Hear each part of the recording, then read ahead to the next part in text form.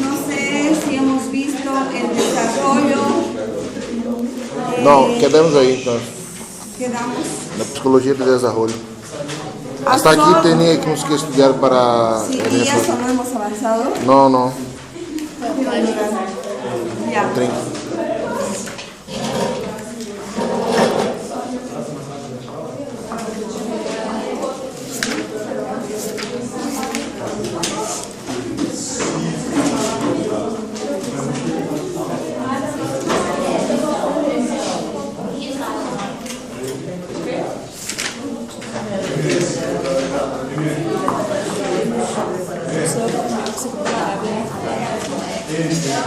Muy bien, vamos a...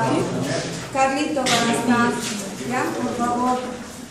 El ciclo vital y el desarrollo de la personalidad.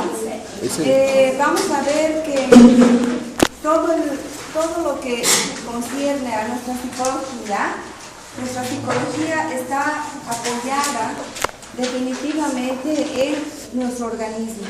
Lo psicológico tiene apoyatura real, fehaciente, concreta en lo biológico. Por lo tanto, es importante determinar desde qué momento comienza la vida y desde qué momento lo psicológico se hace evidente. Al hacerse evidente lo psicológico, o sea, al hacerse evidente más bien lo físico, lo biológico, es cuando nosotros vemos que se va a formar un nuevo ser. Este nuevo ser se va a dar desde la unión, desde el óvulo y espermatozoide, que van a conformar este huevo o cigoto.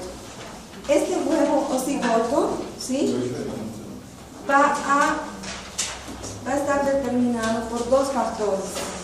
Hemos hablado, cuando hablamos del comportamiento, del bagaje neurológico que permite comportarse al individuo de una manera o de otra, pues que también habían estos dos factores, el factor hereditario y el factor ambiental.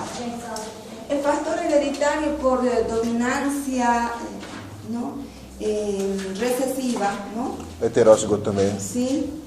O por dominancia, ¿no?, por dominancia o por recesión, ¿sí? Es la herencia dominante recesiva, que no voy a preguntar sobre esto, ¿sí? Pero sí tenemos que tomar en cuenta que lo hereditario va a ser determinante, aquello que los papás van a transmitir por información genética ¿no es cierto?, a sus hijos. Y entonces lo que transmite a este huevo cigoto, ¿sí?, va a ser a partir del intercambio de información, van a ser elementos o información cromosómica, y si es que hay alguna alteración cromosómica, entonces se van a producir síndromes. Alteraciones cromosómicas van a producir síndromes.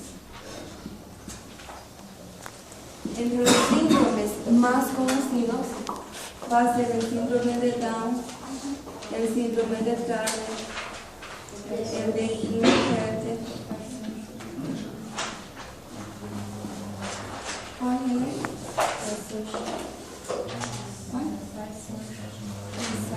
escribes? No conozco. Ya.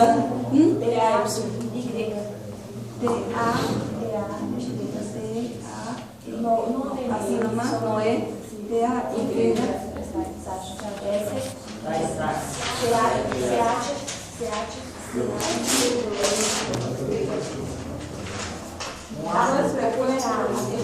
Antes de esta A, S-C-H. Nada más.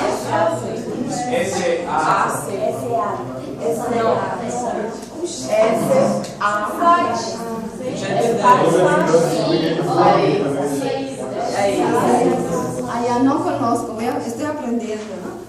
Sage, Epatal, Edwards, Angelman, etcétera, ¿no? Entonces, cuando hay la unión entre estos dos, se produce la fecundación, se da la concepción, y entonces este es un inicio de una nueva vida, ¿sí? el óvulo tiene un tiempo de vida de 21 a 24 a 25 horas, ¿no? Sin embargo, la mujer hace sus cuentas y busca un tiempo determinado para cuidarse por el método del ritmo. Sin embargo, es un solo día en cualquiera de estos 2 días o 10 días que este óvulo o que este óvulo va a estar maduro para recibir a ese espermatozoide. Entonces, cuando ha habido este intercambio cromosómico de información, ¿sí?, puede ocurrir, ¿sí?, que haya una alteración cromosómica. Esta alteración cromosómica va a dar lugar a síndromes. Estos síndromes son miles de síndromes. Cada día se va descubriendo un nuevo síndrome, ¿sí? Pero mientras tanto, nosotros vemos que no solamente la herencia va a determinar el desarrollo de ese sujeto, sino también va a determinar el ambiente. El ambiente, cuando hay una edad, por ejemplo, de la madre, los factores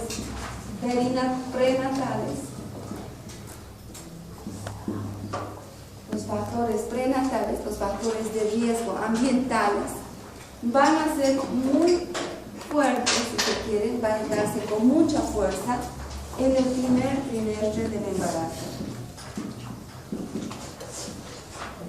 ¿Por qué? Porque la membrana placentaria va a estar permeable a todo lo que le llegue, absolutamente a todo.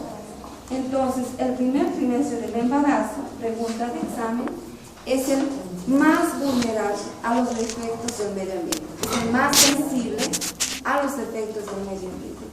Incluso cuando la persona, la mujer embarazada, ni sabe que está embarazada, ¿no? Está rezando porque de una vez le venga su regla, ¿no? Y entonces estos factores prenatales van a incidir en aquello.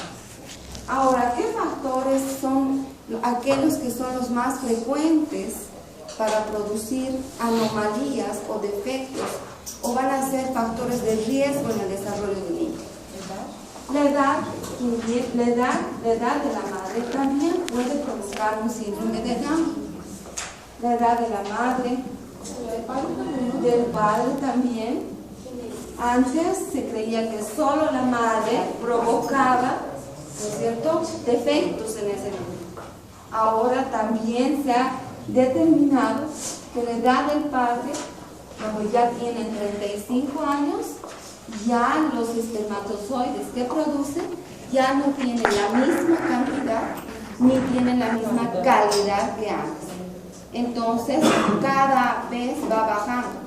Así para la mujer también, cuando una madre tiene más de 35 años, cada año aumenta la probabilidad de riesgo de hacer un niño con síndrome de Down, ¿sí? Entonces, esta madre mayor de 35 o menor de 16 puede también dar un síndrome de Down. ¿Qué características tiene un síndrome de Down? Y eso seguramente van a exponer, ya les he dicho, cada grupo va a exponer en el centro, en su práctica. ¿Por qué? Porque tienen que reconocer ustedes inmediatamente, apenas nace el bebé, tienen que reconocer si se trata de algún síndrome, más aún si se trata de un síndrome de Down. ¿Para qué? Para guiar, para ustedes dar la noticia a los padres y los padres puedan enfrentar y a partir de entonces empezar a trabajar para que este niño con Down no tenga problemas en el futuro. Se ha encontrado que síndromes de Down están trabajando, han logrado estudiar, seguramente con mucha ayuda de los padres, pero sí, ¿no es cierto?, han llegado a ser buenos técnicos medios en actividades manuales y técnicas, ¿no? Pero también se ha encontrado que han llegado a ser profesionales, ¿no? Algún momento he escuchado que uno había llegado a ser médico. No sé con cuánta garantía, pero ha llegado a ser médico, ¿sí? Entonces, ¿cómo se conoce el Down? En el examen va a entrar. Más o menos son 20 las características, ¿no?, básicas que todos los Down tienen, ¿no?, y que se las pueden nombrar. yo les pediré unas 10 características o les pediré reconocer de 10 cuáles son las que no, ¿sí? Bien, entre las 10 características tenemos cuello corto, ¿no? Orejas de implantación baja, ojitos achinados, pequeños, nariz pequeña, aplanada, cara redonda, ¿qué más? Ojos separados, ¿sí? Dedos cortos, no necesariamente labio leporino, sino más bien macroglosia, lengua grande, ¿no? Un maxilar corto, ¿sí? Displasia de cadera, ¿qué más? Frente pequeña puede ser, sí. Una de las manos con pliegues, o las dos manos con pliegue simiano, que tiene una sola línea, ¿no es cierto? Pliegue simiano, pie plano y flexibilidad de los ligamentos, ¿no? Obesidad, ¿sí? Luego, retraso mental, es muy determinante esto, ¿no es cierto? En el centro tenemos muchos Down, tenemos 4 o 5 Down, no sé si ustedes han ubicado, está Anita, está Isaac, está también el señor que tiene bigotitos, una vez le han hecho crecer sus bigotes y eran enormes sus bigotes, ¿no? Entonces, hay varios en el centro. Entonces, ya vemos que sí podemos dar un síndrome de Down por los efectos ambientales, ¿no? La edad de la madre menor de 16 es vulnerable. ¿Por qué? Porque no tiene todavía desarrollado, maduro todo su sistema reproductor y de desarrollo secundario, ¿no?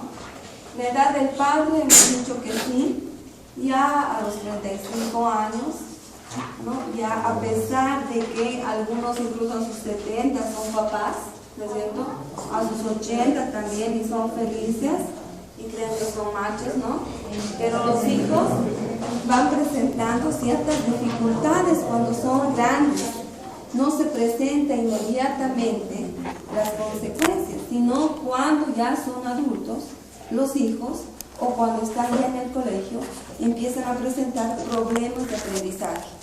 Estos problemas de aprendizaje se van ahondando cada vez más y cada vez uno no entiende por qué los hijos tienen ese problema, y a veces cuando se hace una historia clínica, es decir, se revisa la historia del paciente, se encuentra que el padre ha sido una persona mayor, la que ha sido la portadora, si se quiere, de estos problemas, ¿no? Entonces, la edad del padre, de la madre, y hay muchos también elementos que vienen tal vez de la pobreza. Hay muchas familias que dicen, ¿por qué a los pobres nos pasa esto y no a los ricos o a quienes tienen las posibilidades de tener este tipo de niños, ¿no? En el CAT, en el centro, si nosotros hacemos una historia, por lo menos el 60% de esos niños tienen esos problemas porque vienen de familias muy pobres, de familias de pocos recursos. ¿Qué es lo que provoca esto? Puede provocar seguramente la desnutrición de la madre. La desnutrición de la madre va a provocar, o la mala alimentación. Dice que los elementos que se hacen, es decir, los alimentos que se hacen cocinar en utensilios de aluminio, de plomo, cada cocción va eliminando, ¿no es cierto?, estos tóxicos que van a dañar el sistema nervioso poco a poco, ¿no? Hay niños que se rascan la cabecita, que se jalan los cabellos porque justamente están contaminados por tóxicos, o viven cerca de fábricas, o no todo lo que están alimentándose están cocidos en ollas de aluminio o de plomo, ¿no? Por eso es que en las familias con recursos económicos no se ve mucho de esto. ¿Por qué? Porque en la cocción la hacen con elementos en acero inoxidable, ¿sí? nos ofrecen en televisión, qué sé yo, con unos precios fantásticos, ¿no? Son $50 cuesta la olla más pequeña, por ejemplo, de Tramontina. Y no es que yo esté haciendo propaganda por Tramontina, sino que es lo único que se me ocurre, cómo hacerlo inoxidable. Y resulta que eso no va a emitir cada cocción tóxicos. Entonces, las personas que están alimentadas con, o sea, de buena forma también, porque tiene más, al tener más recursos económicos, hay mayor factibilidad de comprar verduras y frutas que no en las otras familias en las que no hay recursos económicos, y entonces habrá que hacer siempre guisos, fideo, arroz, porque eso llena la pancita. Y además porque son elementos que no se deterioran fácilmente, que la fruta, la verdura se deteriora fácilmente, entonces por lo tanto el gasto es mayor, ¿no es cierto? Eso mismo pasa cuando, por ejemplo, nosotros hacemos un estudio y vemos el uso de la amalgama en nuestros dientes. A muchos de nosotros nos han curado con la amalgama. ¿Por qué? Porque es más barato y porque tiene mayor durabilidad. Sin embargo, el contacto de esta amalgama con cuerpo blando, es decir, con materia blanda, con irrigación, provoca infección, pero por sobre todo va dañando o va infectando, va intoxicando el sistema nervioso. Hay gente que es muy irritable, que es muy acelerada, y a veces puede estar ocurriendo por una contaminación que esté pasando por esto, ¿no? Entonces, el sistema nervioso es muy vulnerable, más aún en el primer trimestre del embarazo, cuando se va a dar la organogénesis. Ustedes saben mejor que yo, ¿no es cierto?, que, por ejemplo, a partir de las capas germinales se va a desarrollar ese bebé, pero rápidamente, ¿no es cierto? En la organogénesis se va a dar la formación del ectodermo, por ejemplo, de la piel, ¿sí?, como uno de los primeros órganos formados, la piel, y el tubo neural, las uñas, ¿no es cierto?, tubo neural, ¿sí?, las uñas, pero por sobre todo la piel para nosotros es importante, y el tubo neural. La piel porque es el primer órgano que va a estar en contacto con el mundo externo también, es el que nos va a proteger de todo. Igual lo mismo pasa dentro del vientre de la madre, va a proteger de todo, va a ser el órgano más antiguo y el más sensible. Y el tubo neural se va a dar lugar a todo el sistema nervioso. Entonces, la desnutrición puede provocar daños en ese tubo neural, ¿sí? También podemos hablar sobre el alcoholismo. El alcohol.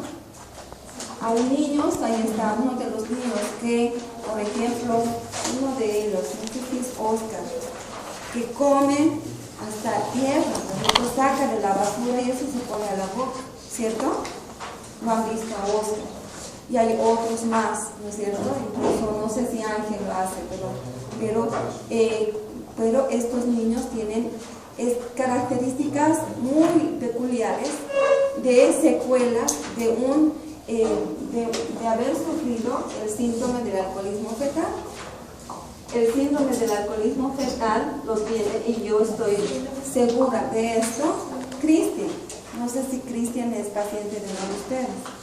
Cristian es un paciente del CACH, y yo tuve la entrevista con la madre. El padre murió por un accidente, él fue atropellado porque era alcohólico. La madre alcohólica. Al ser los dos padres alcohólicos, los dos hijos mayores que están allá, Cristian y Oscar, vienen con esas consecuencias. Cristian se subía al techo, o sea, tiene una hiperactividad, pero terrible. Si ustedes los ven en su cabecita, ¿no?, tienen cicatrices por todo lado, ¿no?, porque por esa hiperactividad, pues, ¿no?, este niño no paraba jamás. Creo que hay un niño más en esa familia, ¿no? Hay una niña, yo sé, pero no sé si es que ella tiene también estas secuelas, pero uno de los niños ¿no? Me dijeron que se había ahogado porque no sabía nadar y por su hiperactividad quiso agarrar algo dentro del tanque de agua, se metió al agua y no se ahogó. Entonces, este síndrome del alcoholismo fetal es muy determinante en el desarrollo del niño, ¿no? Están alterados, uno, les da hiperactividad, segundo, les da trastornos del lenguaje, estos niños no pueden hablar, y tercero, problemas de aprendizaje y por consecuencia también retraso mental. Falta de atención también, ¿eh, doctora? Falta de atención, definitivamente trastorno de déficit atencional, terrible, dificultades en el desarrollo psicomotor. Ustedes los ven a esos niños, ¿no? Que tienen dificultades en su desarrollo psicomotor, hay una falta de equilibrio, una falta de desarrollo, etc., ¿no?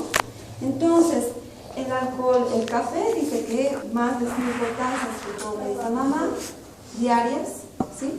Entonces va a provocar 5 tazas diarias de café, días, entonces provoca. El que esta mamá consuma también café, drogas, todo tipo de drogas, ¿sí? Desde una aspirina le puede hacer daño a su mamá, le puede hacer daño, ¿no? No a la mamá específicamente, sino al niño, porque puede provocar el labio leporino, ¿sí? Labio leporino, paladar hendido. Alguien muy cercano a mí me decía, ay no, ya me arruiné mi cuerpo con mi primer hijo, mi segundo hijo no va a ser así. Esta vez yo voy a determinar si tomo o no tomo las vitaminas, si engordo o no engordo. Finalmente, yo he visto modelos y no sé qué, ¿no? Jennifer López y no sé cuántos que han tenido sus bebés y que no han tenido necesidad de engordar, ¿sí? No se trata de engordar, se trata de